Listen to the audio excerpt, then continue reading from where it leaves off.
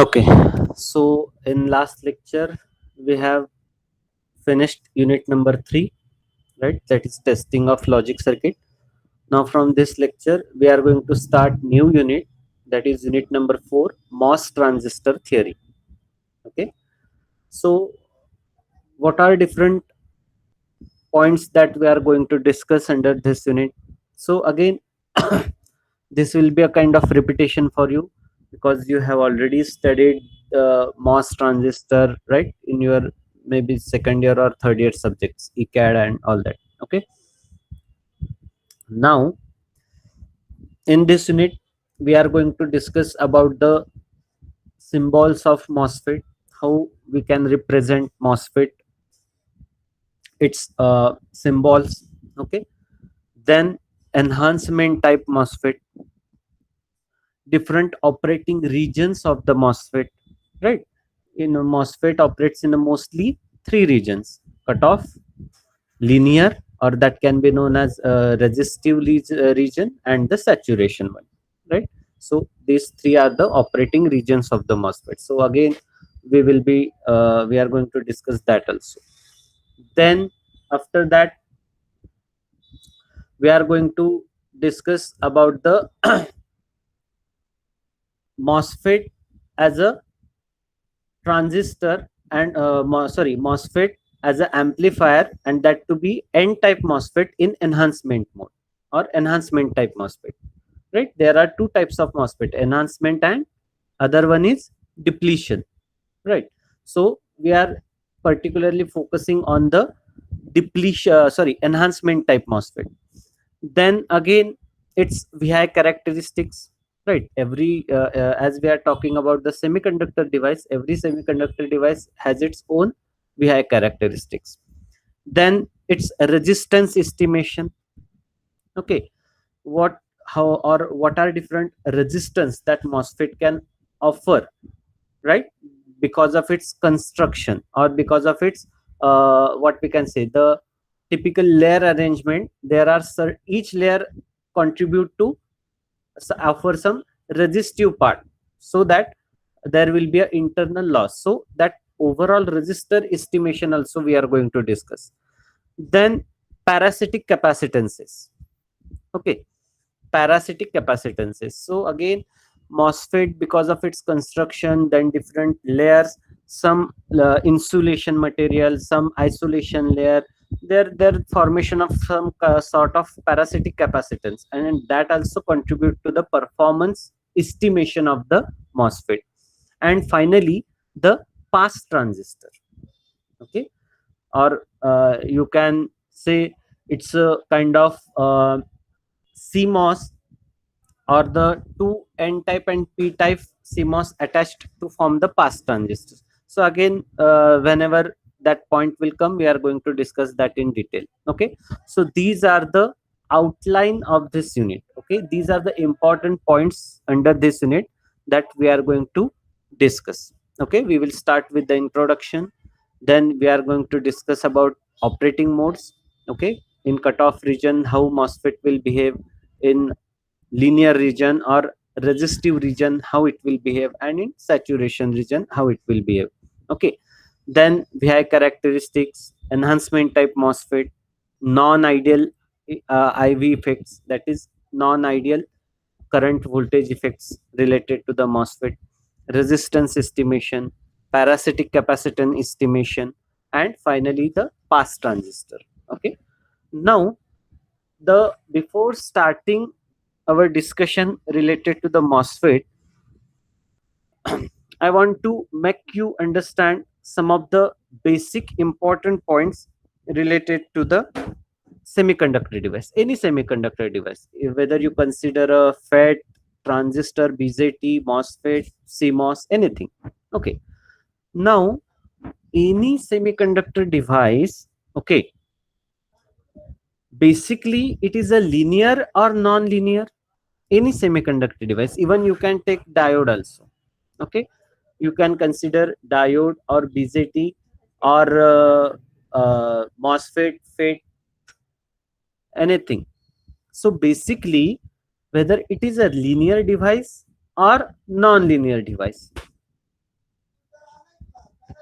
linear device or non-linear device? Can anyone?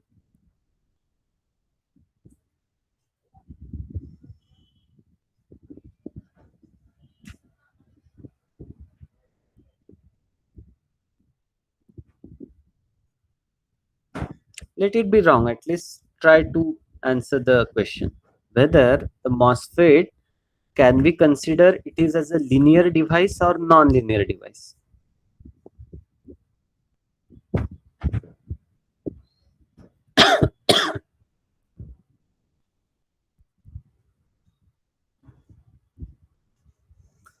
Rushikesh More, can you?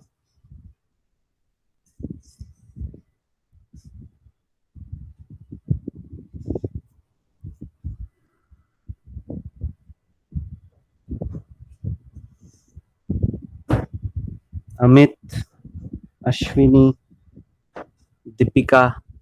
Linear. Linear. Yes.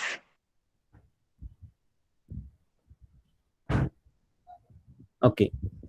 Then if it is a linear device, then why we require some doping agent to make it behave as a amplification or amplifier?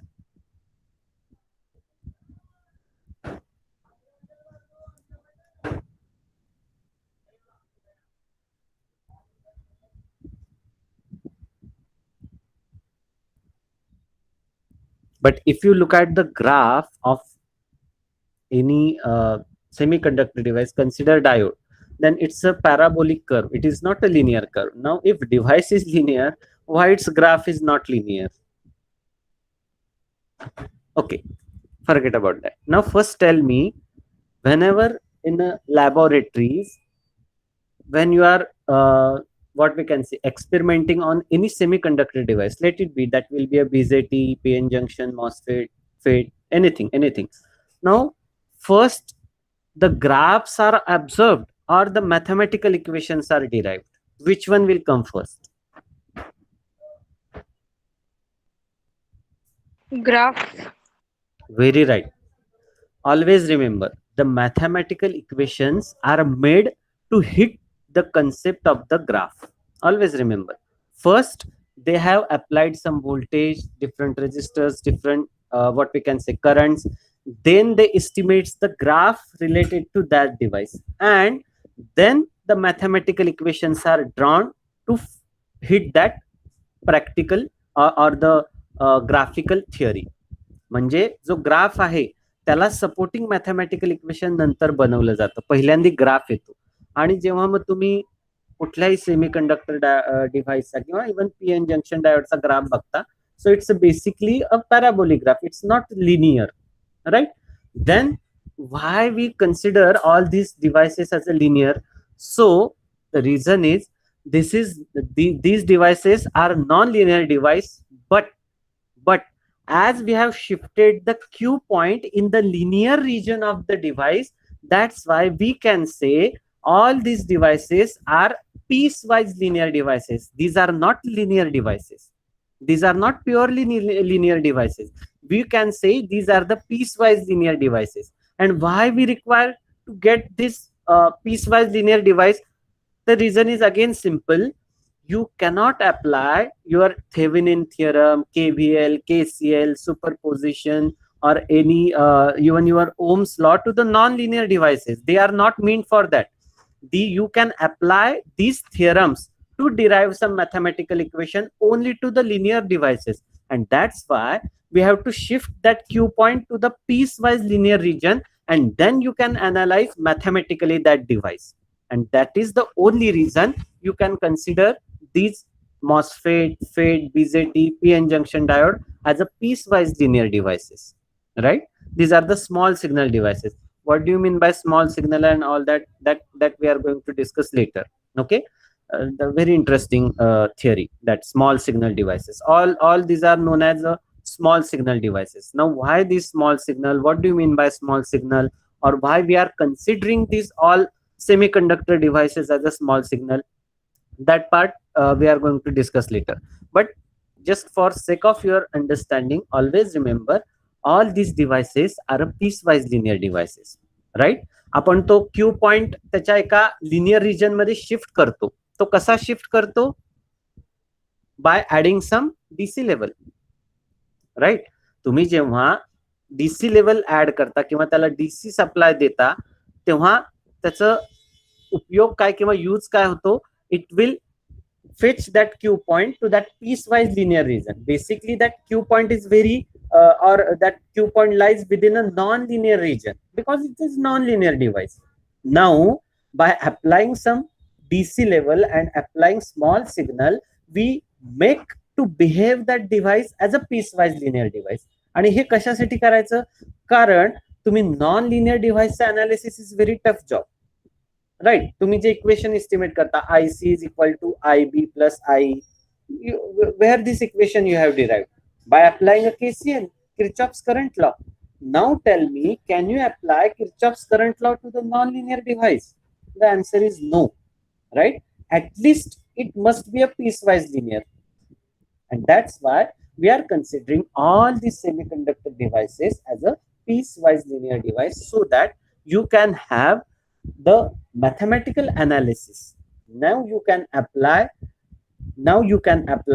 different theorems, KVL, KCL, right, Ohm's law, okay, to that particular semiconductor device, as it's a piecewise linear. Now you can able to carry out the mathematical analysis of the same. But if that Q point lies within the non-linear region, you cannot able to analysis that device mathematically, right? It's very hard to estimate the what we can say derivations, then relation between collector current, base current, emitter current, relation between the what we can say collector voltage, base voltage, emitter voltage. It's very difficult. आपण जे तुम्ही आता धडाधड equation वापरता, I C is equal to I B plus I, all that depending upon which configuration you are using, common emitter, common collector or common base. So you are applying KVLs, KCL, then and then only you are able to derive that equations. Now the reason is you cannot apply KVL, KCL to the non-linear device. That's why first we have to made it piecewise linear and then go for the mathematical analysis. And that's why all these devices are known as piecewise linear devices. These are not purely linear devices. These are the basically non-linear devices, right? Because you are adding some dopants and all that, depletion layer formation, everything. It is and if you see the practically graphs, right, by applying simple voltage, then it's a non-linear graph, parabolic curve you are getting. And that how you can say then it's a linear? It's a non-linear device graphically. But after shifting the Q point to some piecewise linear part, then you can say it's a piecewise linear. And now then you can able to analyze these devices mathematically by applying KVL and KCL. And this is the basic reason, right? Ha point lakshat theva. As an electronics engineer, you must know this basics of the semiconductor device theory. Okay, it may be your what we can say campus interview. If you are going for some analog manufacturing company electronic device, definitely they will ask you this types of question. Okay, so piecewise linear device, the point you have to remember is, okay. Now first we will start with the first point, that is the MOS transistor and its symbols. Okay, how we can represent symbols, what are different types of MOS transistor and all that. Now basically this MOS transistor, right? Okay, again one more question to you. MOSFET is a voltage control device or current control device?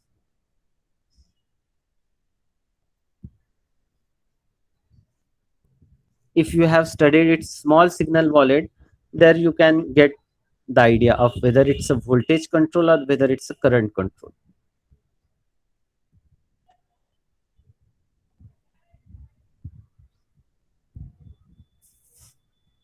And next question is, it's a unipolar device or bipolar device?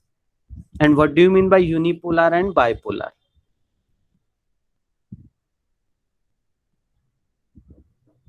Try to answer.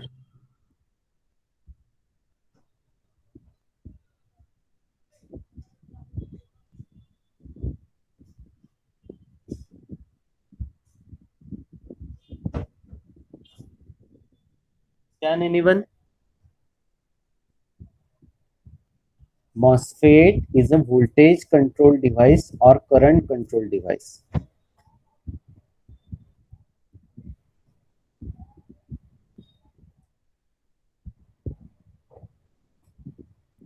Okay. So remember, MOSFET is a voltage control device and BJT is a current control device. Okay. Then MOSFET is a unipolar device. What it means unipolar? Unipolar means whatever the current contribution is because of the majority carriers only. But in case of BJT, current formation is because of the majority as well as minority carriers. That means current contributed by the majority as well as minority, and that's why BJT name itself indicates bipolar junction transistor. What do you mean by bipolar? Current is contributed by majority as well as minority carriers. But in case of MOSFET, the current is contributed by only majority carriers, not by minority carriers. And that's why MOSFET is a unipolar device. Okay. This is also very basic fundamental of the semiconductor devices, and that you must know. Okay. You must have clear understanding of the MOSFET and BJT. Okay. And basic difference is MOSFET is a BJT is a bipolar device. MOSFET is a unipolar device. Unipolar means current is contributed by only majority carriers. But in case of BJT, it is contributed by majority as well as minority carriers, right? Then BJT is a current control device, whereas MOSFET is a voltage control device, right? Now, in case of BJT, there is what we can say, carrier modulation kind of effect is there. The same effect in case of MOSFET is known as channel length modulation, right? Meaning is same, or the principle of working is same, only name is different, right? So these are the basic fundamental difference between the BJT and MOSFET that you should know. Okay. Now, in case of MOSFET, again, terminals are also different, right? In case of BJT, you have a collector, base, and emitter. In case of MOSFET, you have a gate, source, and drain, right? You have a gate, source, and drain. Okay. So there again, as we have a N-type BJT, P-type BJT, similarly, you have a N-type MOSFET and P-type MOSFET. Now, what is difference between the N-type MOSFET and P-type MOSFET? So, N-type MOSFET, the majority carriers are the electrons in case of N-type, right? And in case of P-type MOSFET, the majority carriers are the holes, right? Now, there is one more concept, that is the threshold voltage. Okay. Now, what do you mean by threshold voltage? So basically, it is defined as the voltage at which MOSFET device begins to conduct. बरोबर आहे. BJT ला सुद्धा त्याचं threshold voltage असतं. So MOSFET also have its own threshold voltage. Even your PN junction diode also have threshold voltage. In case of silicon, you have 0.7 volt, right? And in case of germanium, it's a 0.3 volt. Okay. So threshold voltage, MOSFET also have its own threshold voltage. Now, how you can symbolically represent the MOS device, right? So NMOS and PMOS. So you can have you can get the symbols related to the NMOS and PMOS on the screen. So in these three ways, you can actually represent the MOS transistor or NMOS transistor, right? The dash, then the square box made. Okay. So in that way, these three represents the NMOS transistor. You can use any one of these, right? Then for the PMOS, you have these three symbols to represent it's a PMOSFET. Okay, PMOS transistor. So it's all about the symbolical representation of the MOSFET. Now again, what is the on passes, or the what are the MOSFET, if you talk about the MOSFET as an ideal switch, right? So transistor also we have treated as an ideal switch, but again, as compared to the transistor, MOSFET will act as a far more superior switch, and the reason is its a threshold voltage is much lesser as compared to the BJT, right? Then the on transistor passes a finite amount of current, and that depends upon the terminal voltage and the derived current voltage relationship, right? Now if you compare the MOSFET also have the same terminology. See, there are some significance between the terminals of the BJT and terminals of the MOSFET. Okay, now in case of BJT, base is equivalent to the gate. In case of MOSFET, बीजेटीचं जे base terminal आहे ते MOSFET मधलं कुठलं terminal होतं? Gate terminal. Now in case of emitter terminal, in case of BJT, right, that emitter will be equivalent to the source terminal of the MOSFET. Emitter is equivalent to the source, and collector will be equivalent to the drain terminal, right? Collector terminal will be equivalent to the drain terminal of the MOSFET. Okay, so these are the significance between the BJT and MOSFET. And again, one more point that you should remember is MOS transistor have the symmetric structure, right? What do you mean by symmetric structure? If you divide that transistor, or if you cut that transistor in two parts, then its structure will be identical with each other, right? Its structure will be identical with each other. So MOS transistor has the symmetric structure, right? That means the terminals of source and drains of MOSFET can be exchanged, right? That means its terminal can be extended because its structure or the construction features are the similar. If you fold that MOSFET in the half part, then it exactly matches with its mirror image or the its opposite part. That means symmetric structure. Okay, this is the one of the important feature of the MOSFET has a symmetric structure. Now the point comes, this is all about the basic of the MOSFET. What do you mean by n-type MOSFET, p-type MOSFET, how you can represent the MOSFET symbolically? Okay, all that. Now we are going to discuss about the operating modes. Okay, so as you know, basically MOSFET has a three operating regions: cutoff, then linear, and the saturation. Or the linear can be known as resistive region also, because in that particular region MOSFET behaves as a linear resistor or your simple resistor. Okay, that means as the current increases, then voltage increases. जो तुमचा simple resistor तुम्ही वापरता त्या region मध्ये MOSFET resistor सारखा behave करतो. That's why that linear region is also known as resistive region. Okay, cutoff, linear or resistive, and finally the saturation region, or that saturation region can be known as amplification region. Actually, if you want to operate MOSFET as an amplifier, then you must operate it in a saturation region. Okay, so basically these three different operating modes that MOS transistor has. Okay, and here to have the illustration, we will consider the NMOS transistor. Okay, we are not talking about the PMOS, only we will talk about the NMOS transistors. And what do you mean by NMOS?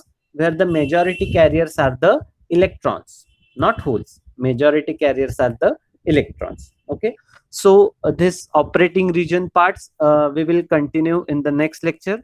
For today we will stop here. If you have any query or doubt related to the whatever the basic or the fundamental points we have discussed related to the MOSFET, you can ask me right now.